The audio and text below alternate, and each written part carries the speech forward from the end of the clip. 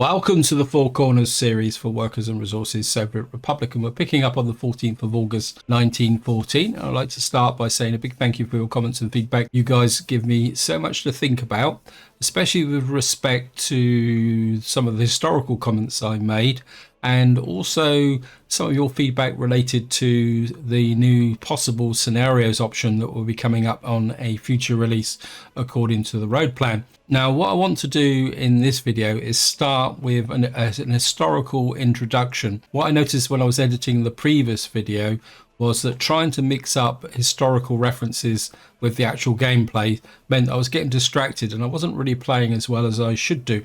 So what I want to do in this video is try a slightly different format. That is that I'm going to do a historical introduction that's going to be a bit more focused on specific areas that will cover the possible time scale that this video will cover. Now, what I will say is that this introduction could be quite long, so I will be putting up a timestamp for anyone who wants to jump forward to the actual gameplay. The reason that this introduction may be quite long, because I'm going to talk about a very crucial 8-week period at the start of World War One.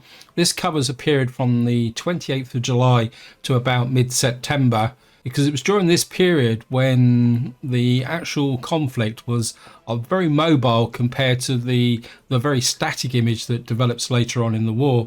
Now, before I move on to talk about the specific fronts, I just want to make one point. That is, during this 8-week period, there was an estimated nearly 1 million casualties on all sides. And I think for a modern context, that is quite shocking. And you also need to remember that that is military casualties. So you can add on many thousands of civilians in Belgium and Serbia, and also in parts of France, because when imperial armies fought, they had little regard for what the population was. The population were effectively seen either as expendable annoyances or what would be called today illegal combatants. Any form of opposition was justified immediate retaliation. So that out of the way, the first front I'm going to talk about is the Western Front. Probably the easiest way to explain why there is a Western Front and an Eastern Front is that Germany before the war was very aware that if war broke out, because France and Russia were allies, they'd be fighting on two fronts. So what the Germans actually came up with was the Schlieffen Plan, which was to effectively attack through Belgium using the flat terrain, sweep down, encircle Paris, and take France out of the war very early, that would then allow the Germans to turn their full attention on the Russians. And that was the plan that resulted in the Germans invading Belgium, which then brought in the British army to join in to fight with the French. And initially, the plan went pretty well, actually, because the Germans made very good progress because of the rail network, and because they were fighting on a narrow front, the two major armies were able to concentrate, and they literally destroyed one French army and forced the remains of the French army and the British Expeditionary Force maintain a fighting retreat. And this is something that you need to be aware of, that the battles that were fought at this stage were not set-piece battles as such. These were often continuous engagements of the armies clashing and then separating, with the French and the British progressively retreating back towards Paris. Now, down in the south, where France and Germany actually touched, and down in this area is one of the first major battles between France and Germany. And this battle epitomizes old strategy meeting modern warfare, because in this battle the French turned up in bright blue uniforms, which is their traditional uniform at the time, and set out to advance into Germany in line. And of course, the inevitable happened is first that the German artillery was able to spot the French-German concentrations, because they're nice bright blue uniforms, and also as the French army advanced, they ran straight into machine gun nests, and the French literally lost 27,000 men in a day, which is one of the highest casualty losses of the First World War. And that gives you an idea of how quickly the casualties piled up. And that battle is probably a pretty significant indication of the thought of the high commands in all the different imperial armies at the time. Now, moving forward slightly towards the progress of the German army down towards Paris. Now, you've got to remember that the Germans had two armies advancing down towards Paris. One was meant to go north of Paris, and one was meant to go round south of Paris, so there'd be a pincer action. What actually happened was that the Northern Army actually moved south and came in literally from the east of Paris, and they came up against two French armies with the British wedged in between.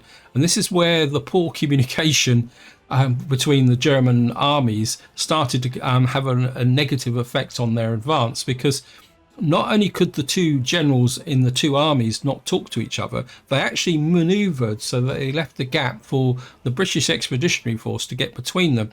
At the same time, the German High Command was 500 kilometers away at a time when main communication was by telegram or by telephone. So you had the German High Command 500 kilometers away getting very outdated information, had no idea what was going on in France. You had two German generals operating, trying to capture Paris according to the plan, but by then the plan was actually getting into a bit of a mess.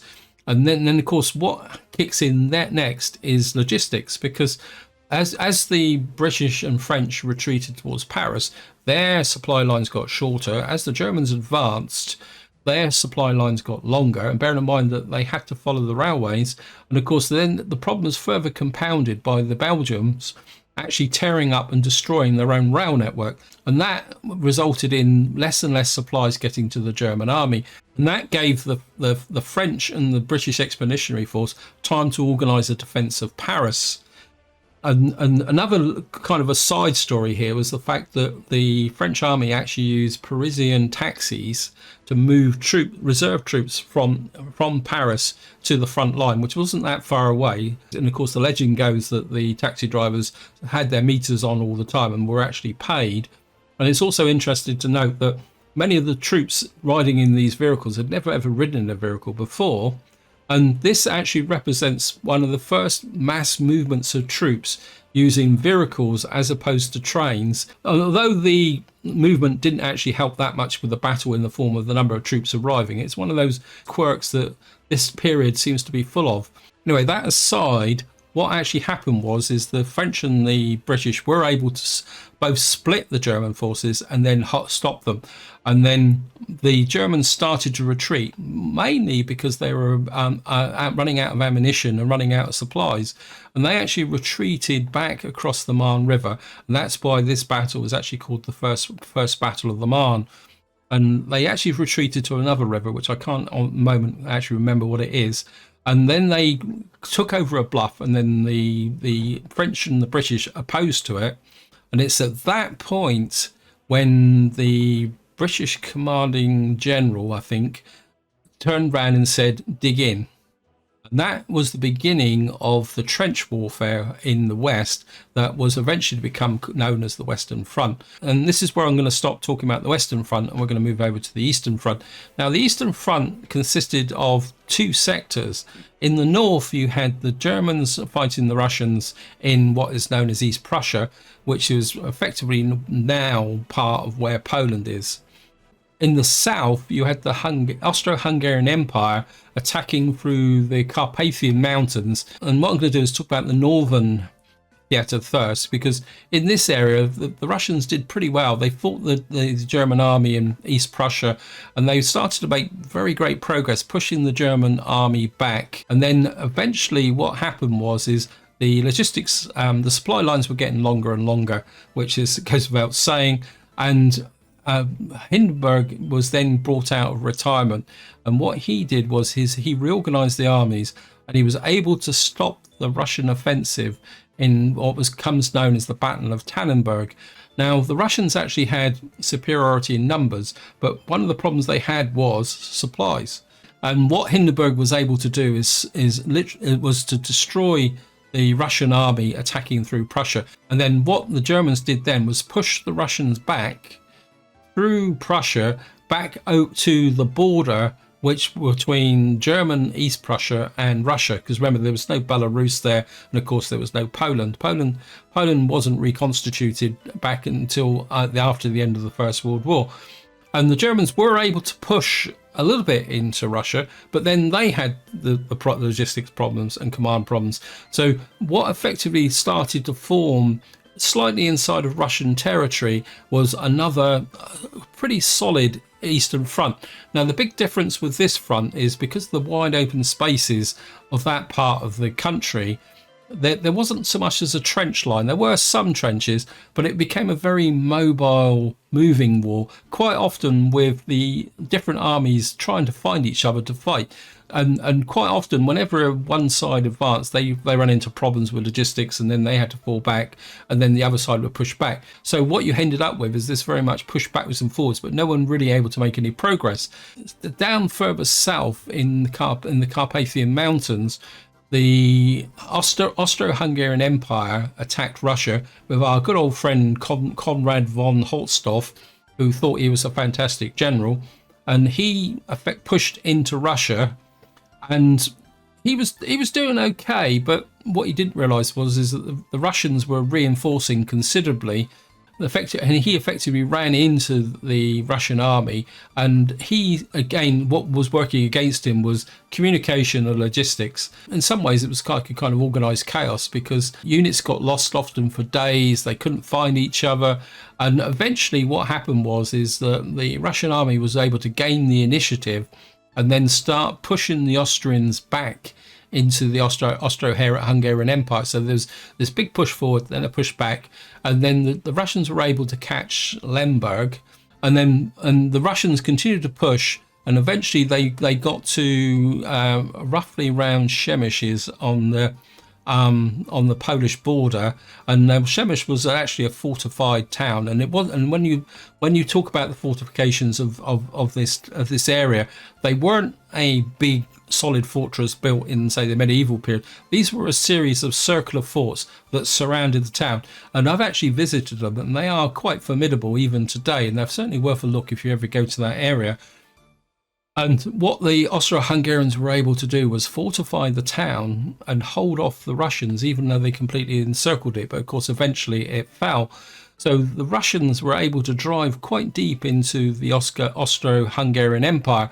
But of course, they had the problem was that the Germans were pushing down through East Prussia. So they had to pull troops away from there to go up and support the armies in the north. And again, this led to a form of stagnation on the Eastern Front, which would last for quite a long period of time. And of course, there were a lot of other factors that come into which are, well, I'll mention one, and that is mud. And that was a problem on both the Western Front and the Eastern Front. As soon as the weather changed in autumn and it started to rain, mud was one of the biggest factors that stopped the armies manoeuvring. At one point, the Russians tried to move regiments north to support their armies in the north, and these regiments literally spent weeks floundering around in the mud trying to get north, making absolutely no progress whatsoever. I think that's probably a good point to stop with respect to the Eastern Front. And now what I'm going to do now is move on to talk about the Austro-Hungarian invasion of Serbia. Now, this was slightly different because the Austro-Hungarian was very much in the old imperial mold. They wanted to fight the traditional battlefield. But of course, the Serbian army, although it was considerably smaller than the invading Austro-Hungarian force, they'd had plenty of experience fighting modern warfare in the two Balkan wars. So of all the armies that were involved at the very beginning of the war, strangely, the Serbian army was probably the best equipped and led for actually fighting with the modern technology. The other advantage the Serbians had was that they were fighting on home territory, and the terrain was pretty rough because in that part of the world it's quite mountainous. And what happened is the Austro-Hungarians attacked, and the Serbians were able to hold them off, even despite their inferior forces. But what actually happened is that the battle actually very quickly deteriorated into guerrilla warfare. And with the old imperial mentality, the Austro-Hungarian army took their vengeance out on the population. And so quite a large number of Serbian civilians were also executed at this period. just for being Serbian. I mean, that was the process. The Serbian army was able to resist the Austro-Hungarian attack, and for a considerable time, although they were eventually driven back and the war became more and more bitter. But unfortunately, that's about all I can find. I know about that attack, and if any of you can give me a bit more information on that, I'd be very much appreciated. And I think I've finally got to the end of this introduction. I hope you found it interesting. And what we're going to do now is just move on to some gameplay. So the introduction is now finished. Anyone who skipped forward, welcome. And it's now time to get down to some gameplay. And I have a little bit of a crisis over here. If I click on here, you'll see that I'm actually starting to develop a food shortage, because this New Hope shop here can't really deliver to the population now, which has reached just over 1100. So what I'm hoping to do is try and fit in a shop on this corner here. But what we're going to have to do is move these population out. Oops. And then we're just going to demolish this building here. And this is going to have to be a really super urgent job. I'm just going to stick out you. And what I'm hoping is to find a shop that will fit in here. We got this shop, one here that will take 120 workers. I'm not sure. I mean, I don't think that really fits in with what we go. Just see if we can get rid of that. We've got this old corner shop here. It says amount of visitors here, which is 105 for 15 workers. I think that might fit. And so if we could get that in, say, about there. Yeah, I think that will work. Maybe we can, if we can put it that way a little bit, we could get a footpath, maybe angle it like that, and it means I should be able to get a footpath through there as well. I'm going to have a little bit wavy, curvy, but what I need to do now is try and get this underway as quickly as possible. If I'm not careful, I'm going to lose the population. So what I'm going to do is literally pile all these guys in on it. Although I'm going to have to... I don't want that. I don't want that. Let's just cancel that. I don't want you building that just at the moment. I'm going to let the game run. Allocate you to this as well. Now what I'm going to have to be very careful of is not to try and get too many extra jobs over here. I mean, this has got 5.3 tons of concrete and needs... This just needs 2.9 tons of concrete. We're just going to let the game run forward quickly. I need to do another fix over here. I've realised this workforce is too low. At the moment we should be producing passengers, because what I'd like to do is get this finished so that we can move all our passenger vehicles to here. And then we can speed up things a little bit with respect to getting the gravel working. The other thing I also would like to do is shift this around a little bit. New Norfolk Royal Store. I want to get an unload there and an unload there. 2, 3, 4, 5, 6. Because I'm not convinced that all these vehicles here are going to be able to pick up all these crops. So I'm hoping that would do there. We've got a similar problem over here. I know 1, 2. I know 1. Water feeding station. Where is it all up 30%? I knew there was a problem here somewhere. These guys weren't moving. And I think the other thing I would like to do is add to here. Set this to unload and set this to 90% as well. And then this guy, I think he's already unloading out here, isn't he? To fabric crops, 50%. Push this to 90 as well, and the food storage. Now, while this is getting a bit of momentum, I'm just going to talk a little bit about some of the non-history related comments that were put in. I must admit, I was really intrigued by some of your suggestions for scenarios, and I really like the idea of having an event where all the over 21s get picked up and stolen, and as part of a say conscription into the army. And another one was actually shortages that could occur during the war. Now, as far as I know, the rural areas of Russia didn't really have food shortages. All the food shortages mainly concentrated in the cities. That was more to do with the fact that the armies were draining the food away from the rural areas. In fact, the High Command were very much aware of this, and what they actually did is they passed a law that effectively said that anyone who was the main breadwinner for a family was exempt from conscription. So what that actually triggered was, I think it was about 3 million Russians suddenly decided to get married in August 1914. And it goes to show that some people can get quite creative when it comes to avoiding the draft. But I think what happened is so many people got killed, and eventually they couldn't really avoid it.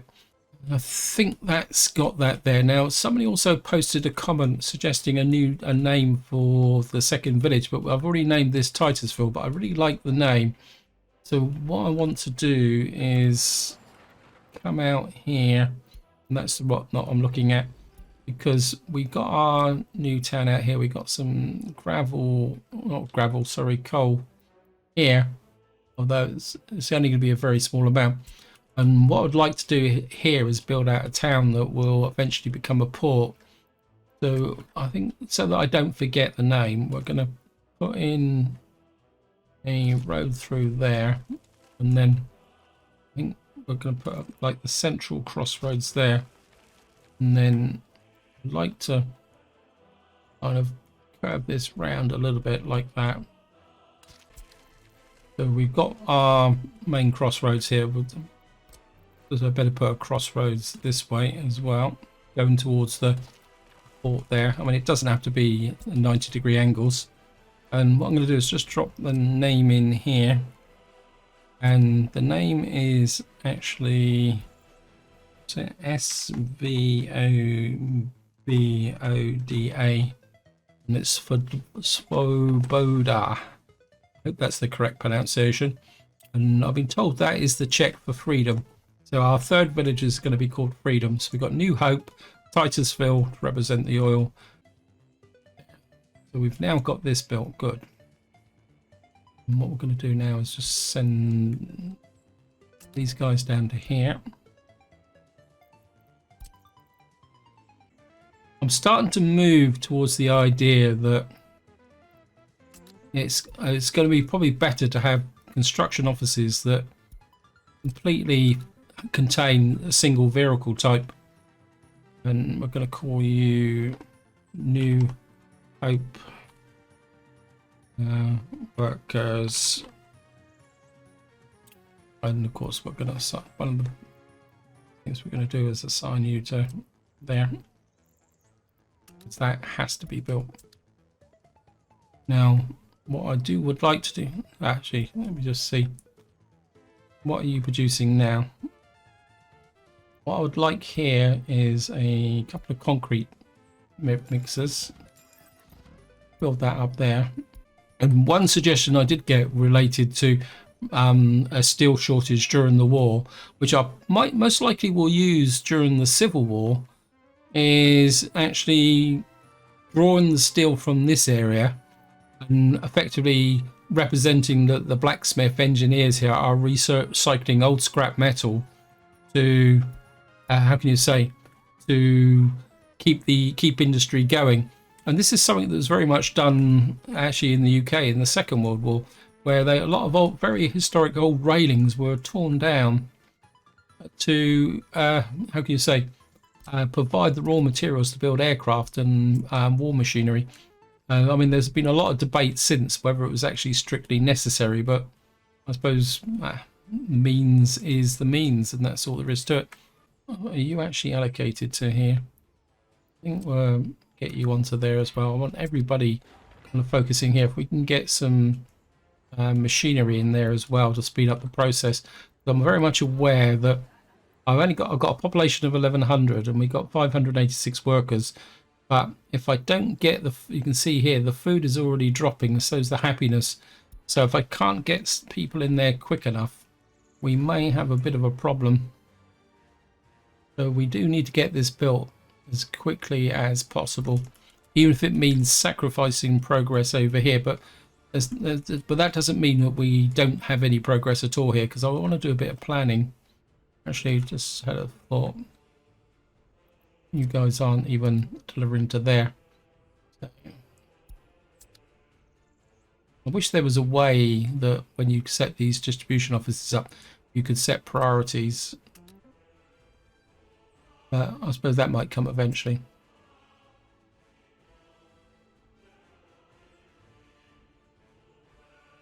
Want to keep an eye on this area and see if all the crops are collected by the end of the season. If not, what I'm thinking of doing is putting another distribution office here to ensure that everything is picked up. I think we're okay. Now, while I was actually checking the map just before I started the recording, I was looking at this area here, and I think we got an oil well there, but I like this kind of little bit of a slot here.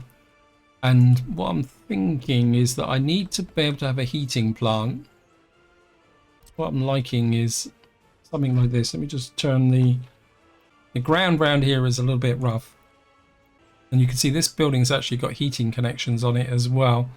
So what I would like to do is possibly, no, maybe we'll put it like that. I want it far enough away to try and avoid the pollution, but at the same time close enough so that our residents can walk there. Actually, I think what we will do is, this is all going to take a little while to do, so I'm just going to put a road connection there. Now, I was looking at the possible outlays for this, and one problem I have got is storage, because I did look at the vanilla option, and it's messy, just to show you. We put in this here. Whoops, I don't want that. You can see if I kind of put this in here, I could probably do something like that or something like this. But the thing I don't like about this is is just the way it lays out. I mean, I could put it this way, say something like that. Maybe angle it a little bit that way, because we'll give it a go and just see.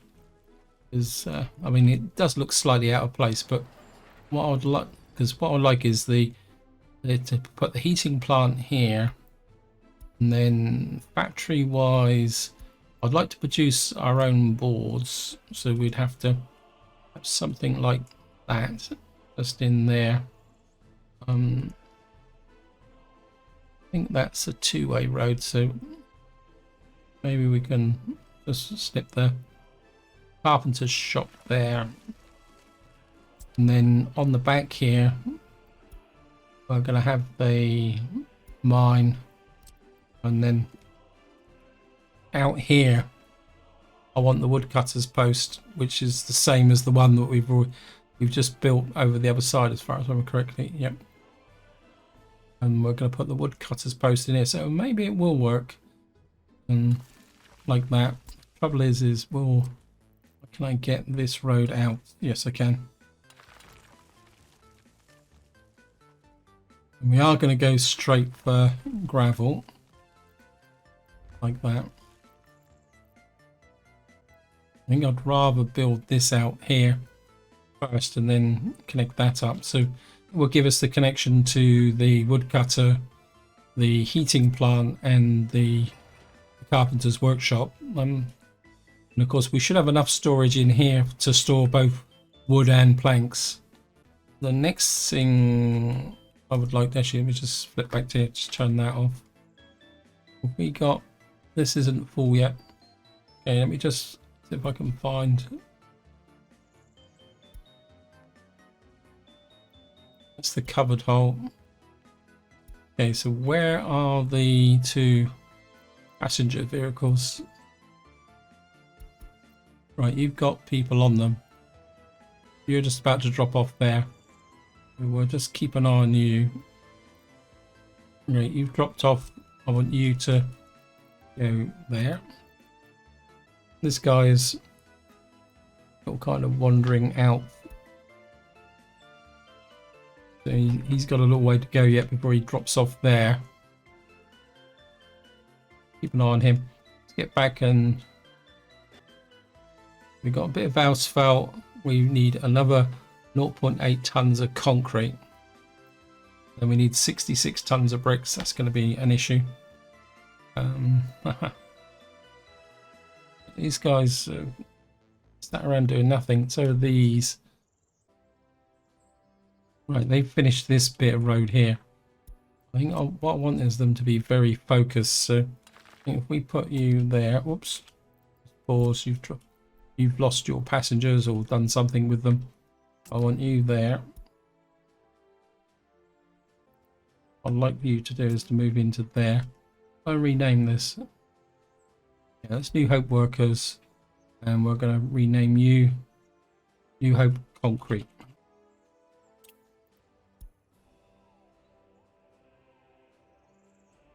We're going to just get some more concrete into there. Right, I want you. You're working on the food store and that. And we're going to just push you out here. I don't think you've got... Yeah, you're kind of just... Because before I build in all this in, I'd rather want to get the gravel road coming out this way. We got the possibility of putting some footpaths in here. I don't want to overload the system with jobs. So I think we'll just put in 3. And then we'll put bulk supply in on that one. So progress here is going to be held up a little bit, which is annoying because I'm very much aware that I'm on a bit of a deadline as well. So New Hope bulk supply. So we'll just get that built in there. Just get back and check how's the population here. We're down to 1,070 and we need to haul bricks. You guys assigned to that, yeah.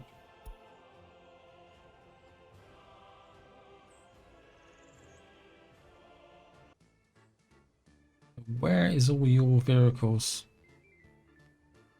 I mean, they've got... Actually, just thought of something that might... Got these guys sat around twiddling their thumbs, haven't they? And I think you can... But where are you picking up from? Yeah. In fact, I think... I'll keep that guy there. Let me just get back up here. Sorry, I'm dashing all over the place. Got a touch of nervous anxiety. We can send you to there. We got these guys sat around doing nothing. What are you doing? What have you got in the way of vehicles? We've got a couple of excavators, a drone and dumpers. Right. What you can do is get onto...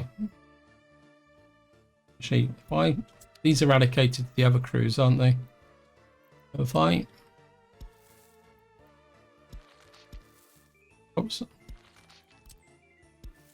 think if we do that, what we can do is assign this guy to work on that, and that. That will keep you out of mischief. Right. This guy needs only 5 tons of bricks. The next thing I want to work on is up here. What I'm thinking is I want to connect that to there, and then we're going to put a electrical substation. You need asphalt and bricks and boards, but a bit of everything. And I think if we can put that in about there, and we'll just use a mud road connector there, and then because we're going to need power in here as well.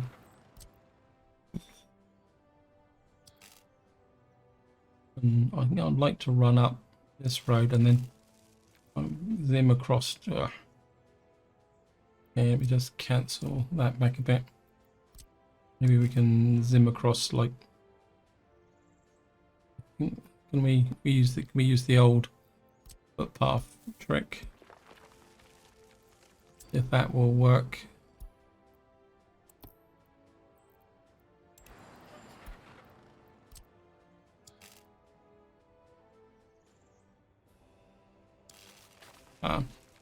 Well, we got a little bit of a gap there. I'm not sure. Yeah, let's just check that whether that actually connects. Sometimes it doesn't. Or actually, what we could do is take you out there. It's still not gonna do it, is it? Be quite very annoying sometimes, game. That's better. Got there in the end, and we're just gonna accept that. I'm not gonna build it straight away, but what I'd like to do is just have that planned, because we're going to need to put extra windmills in here, and this is going to be the beginning of our distribution network.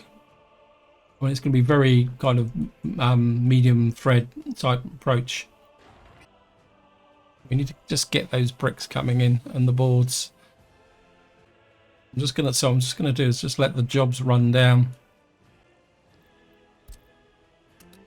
I'm not sure I need this, but I think I just get you running here. Not wait until unloaded, but just keep delivering those bricks.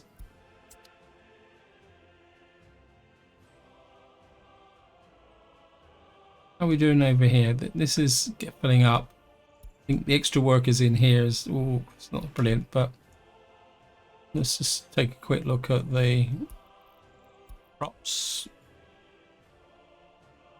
We got kind of 24 tons there, 21 tons there on the 14th of October. Just have a quick look at this here.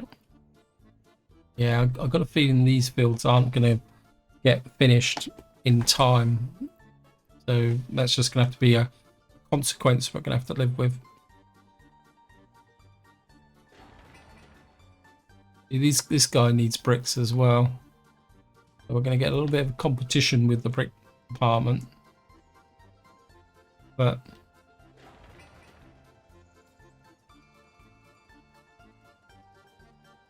I don't really want to shut down this unless I have to.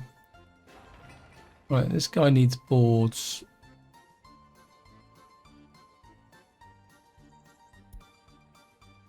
I don't think this guy's allocated to here, but I don't really want to put him on there because I want the open holes all delivering to here.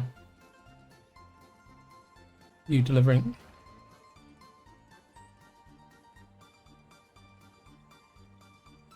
See, these guys are delivering nothing. It's a wasted trip, which with these little open hole vehicles is painful. You do pick up from here, don't you?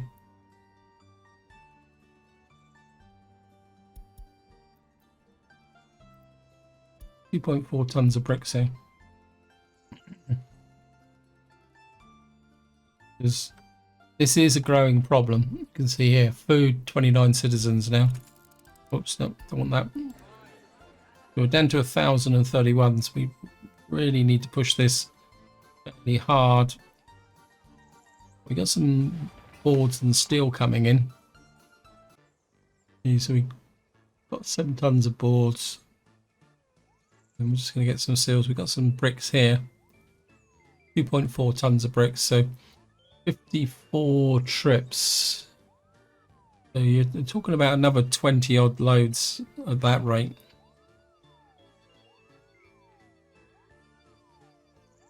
But they are coming in. We got another 5 tons there. That should make a difference. In some ways I actually need these guys to be out.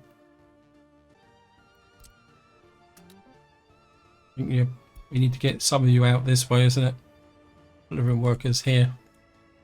In some ways what I want is a job out here that needs workers but doesn't need that much, like that job there. So if I can allocate, no. Yeah, we need to allocate you, don't we? To get the electronics out here.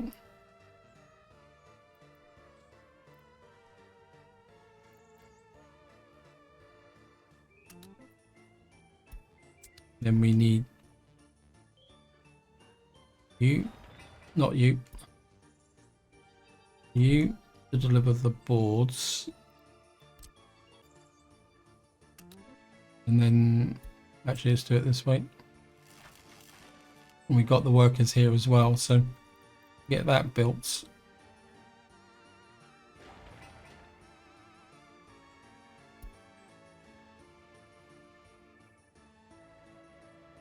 Kind of inclined. What you? Oh, you're building into there, aren't you? I think I'd like to gravel this as well before we finish. What are we doing? I'm hoping that allocating some extra work for these guys. I think what I might do is allocate you to here and allocate you. We can pull some of those passenger buses out of that queue. At the moment they're being a little bit too enthusiastic.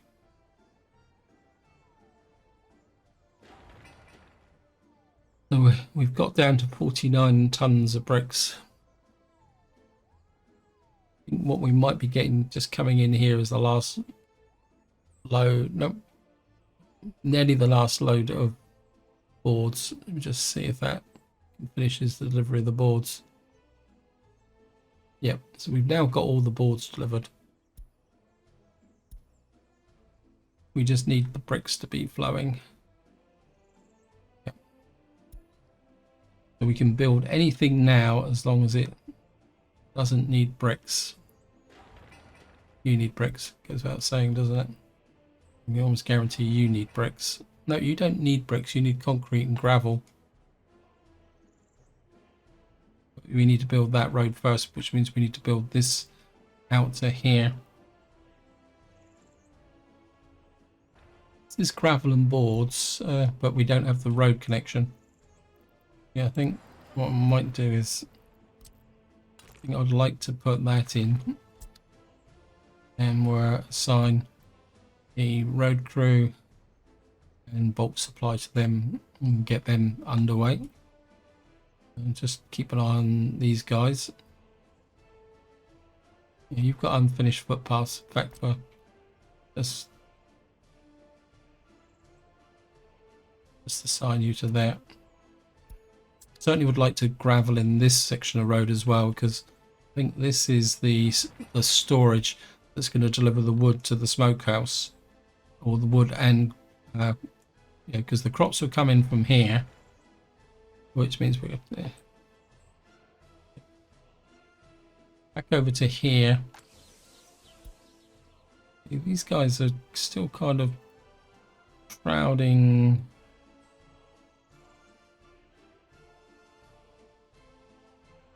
You're not telling me that New Hope Fabrics is... I suppose it is nearly full.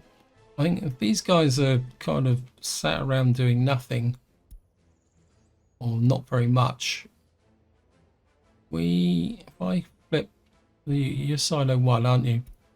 If I flip you to silo 1, what we can do is pull some of the crops out of here and then ship them down this way. What are we doing over here? What's the overlay look like? So the fields have been cleared. It's good. What I do need to do is look at up here, because probably got a pile of concrete guys in here now.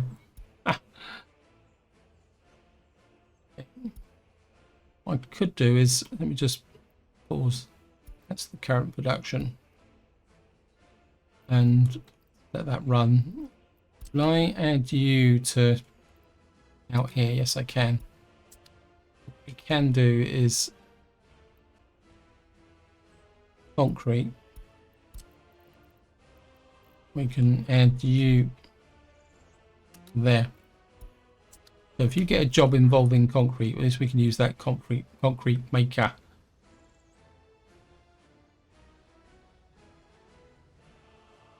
Now what I am going to need is a covered hole, aren't I? And I don't think I've got one for spare knocking around, so What we got in here. So I think what I'm going to do is knock out a couple of covered holes.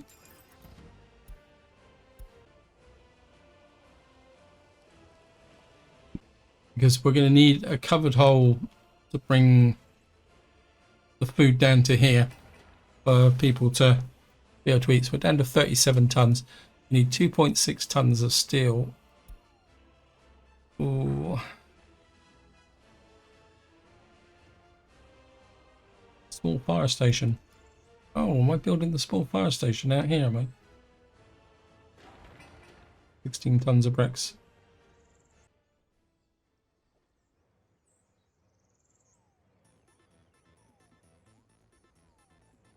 We're getting 2.4 tons of bricks at a time. If we can keep that flow going, you're going to the small fire station, aren't you?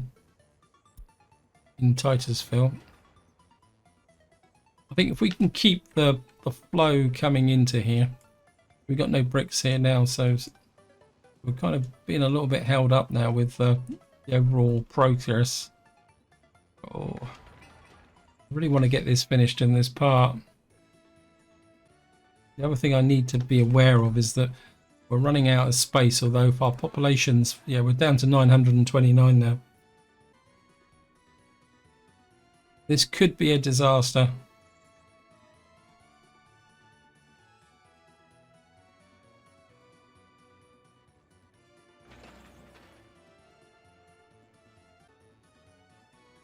This is being built. This is being built.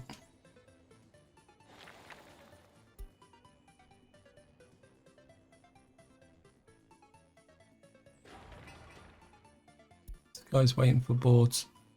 More bricks coming this way. You're going to the food store. Down to 35 tons of bricks. There's like a painful countdown. And pretty soon the snow's going to be here, which is going to slow up things even more. I really should have caught this a long time ago. Right, we've got another pile there. If we can just get that last 32 tons of bricks, which is roughly another 10 loads, into here, we'll be okay. And then what we'll have is a shop here that should be big enough to, combined with this one, to cover all the requirements. We're probably just going to have to take the losses. All we can do is, right, we've now got this medium distribution office here, but I don't have any. The original plan was to use this to move steel and bricks up to here. Well, we got 3 tons of bricks there, but that's not worth worrying about. Right, so these guys are kind of tracking along here quite nicely. You've got all the gravel you need, and I think what we're going to do now is just push this out this way.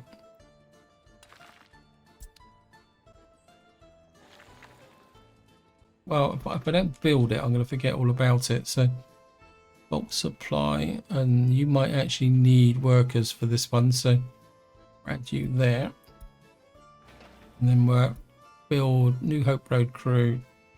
Bulk supply can work on that bit of road there. How are you guys doing? You're down to the path of the road, which is these two here. So I think we'll just leave you to that. Down to 25 tons of bricks. And we've got populations down to 874. So we've lost, getting close to about 200 residents now. Here comes the snow. We're on the 23rd of November. And I think we've cleared this side of the map. So one thing I do need to do is, where are you? In the trees. We need to flip you the load here and take you off there. We need this guy to actually distribute the food, the small amounts of food from this warehouse. So we're still kind of picking up in this area. We've now got a little bit of slack in this area. Right, I'm aware that time is pushing on this video, but I would really like to get this finished and set up. So what I'm going to do is I'm just going to cut the video now, and I'll be back when this is actually finished. Guys, welcome back. We're just getting the last delivery of bricks to the old corner food shop. Hopefully this will effectively complete this out. And I had a little bit of a break in the sense that, as you can see, this is now building out quite nicely. Yeah, I had a bit of a break in the sense that the shop over here finished, and I actually switched off the, whatever this is, the fire station. So all the bricks coming in were literally sent to here. So all we need to do now is just finish off these last couple of days. We've got that built. I did send need a cupboard hole now. Right, we're gonna have to send you to there. What we're gonna need to do now is get some food into here. You're gonna pick up from food storage. You're gonna unload into there. And I just need to keep an eye on him. So we've finally got a delivery of food in here, and this is where I'm going to leave it. Hope you enjoyed the episode. Hope you found it interesting. What I'm going to do is play on for a couple of months just to see if this will settle down. But until next time, whatever you do, enjoy your gaming.